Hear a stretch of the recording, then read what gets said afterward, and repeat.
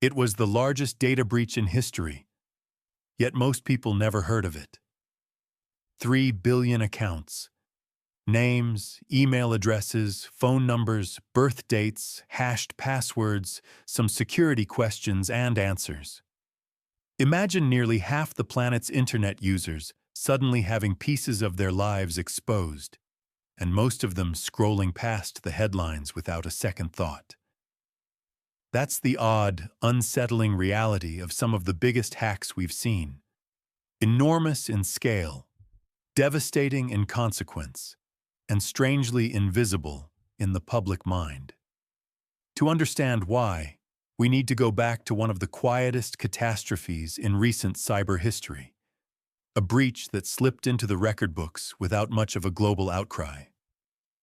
The company involved was Yahoo. The years were 2013 and 2014. The numbers, when they finally came out, were staggering.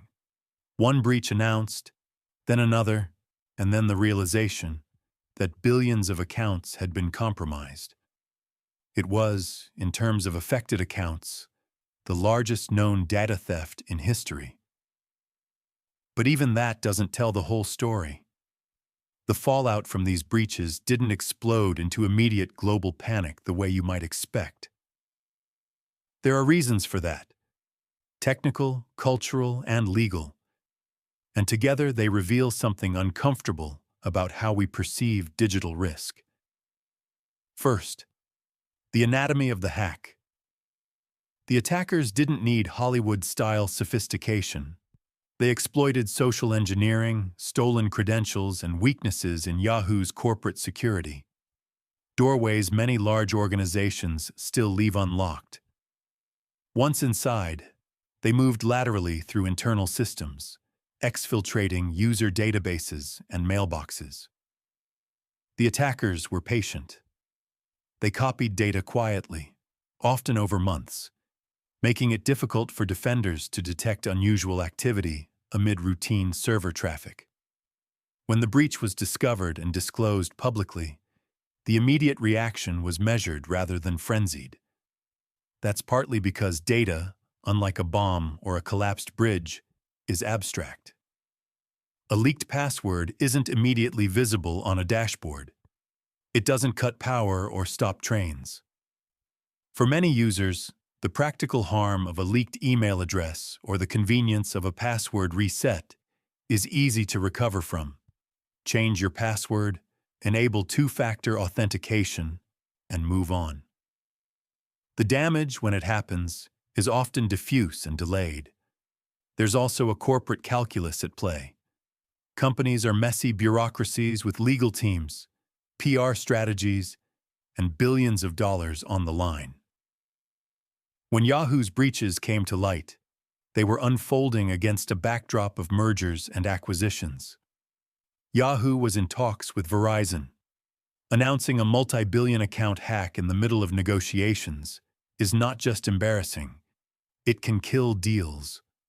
In practice, millions of affected users might never see a formal apology at the moment of compromise. Instead, they get a notice buried in an update months later. Scale also changes perception. 3 billion is a number so large it becomes numbing. Humans are terrible at intuiting risk when it is distributed across millions of strangers. Media outlets chase narratives that create engagement. A single dramatic victim is more clickable than an ocean of anonymized accounts. So who was behind such massive breaches? Attribution in cyberspace is notoriously difficult. Hackers can use proxies, hijacked infrastructure, and stolen credentials to obscure origin. Still, forensic evidence and intelligence reporting often point towards state-affiliated groups, skilled, persistent cyber actors who operate with strategic patience rather than quick profit motives. In the case of high-profile campaigns against large consumer platforms, investigators have often implicated actors tied to nation-states. Whether the motive is espionage, disruption, or raw data collection for later exploitation, the pattern is similar. Well-resourced teams using social engineering and custom malware to pillage data quietly. But it wasn't just Yahoo. Around the same decade, other massive breaches, Marriott's hotel chain, Equifax, and many large retailers, exposed data on hundreds of millions of people. Even when those numbers were smaller than Yahoo's aggregate total, the media coverage could be intense. Why the discrepancy? Partly because some breaches carry immediate, tangible consequences. Equifax, for example, exposed Social Security numbers and financial data, identifiers directly tied to credit and identity theft. That makes the harm concrete and urgent. Marriott's data included passport numbers and detailed personal profiles of travelers, hitting on a visceral privacy fear. Your identity in strangers' hands. Another reason some enormous hacks stay under the radar is timing and layered disclosure. A single breach can unfold over years. Initial intrusions may go unnoticed, while attackers quietly siphon copies of databases and keep them encrypted on their side. When companies eventually discover the breach, often after suspicious transactions or third-party tips, they may only announce a fraction of the total impact. Further analysis sometimes reveals the true scale much later, but by then the headline cycle has moved on. Who benefits when these massive breaches remain background noise? Criminal marketplaces certainly do.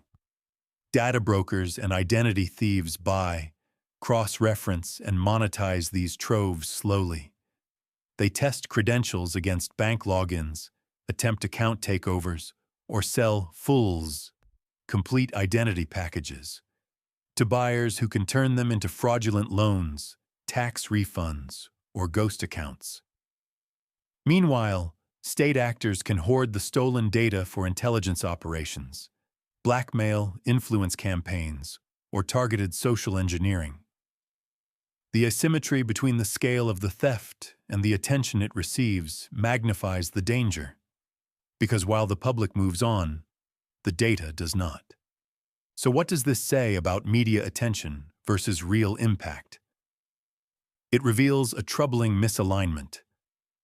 The stories that dominate headlines are often personal, immediate, and emotionally resonant.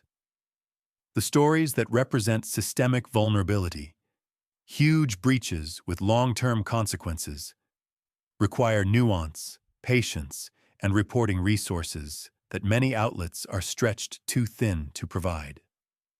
Meanwhile, the slow commerce of stolen data transforms these breaches into long-tail risks. Identity theft, targeted scams, and sophisticated impersonation campaigns that explode months or years after the initial incident.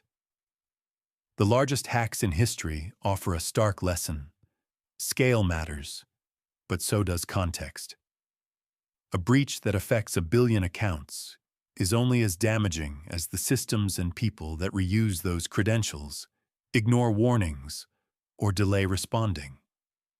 The story we tell about cybersecurity needs to change from a flash of outrage to sustained attention. We must demand transparency, tougher standards, and better defaults that protect users before a breach happens. In the end, the question isn't only who hacked the biggest database. It's why we continue to build systems that put so many people at once into harm's way. The largest hack no one ever talks about is not an anomaly. It is a symptom of complacency, of incentives that favor growth over safety, and of a public discourse that mistakes momentary outrage for meaningful change.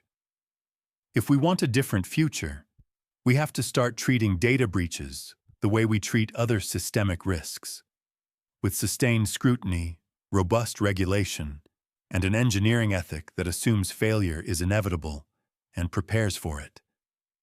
Only then will the next massive breach stop being invisible, and the people affected stop being afterthoughts in a headline. This is Data Heist, the dark side of data. Subscribe for more digital heists from the dark side of our connected world.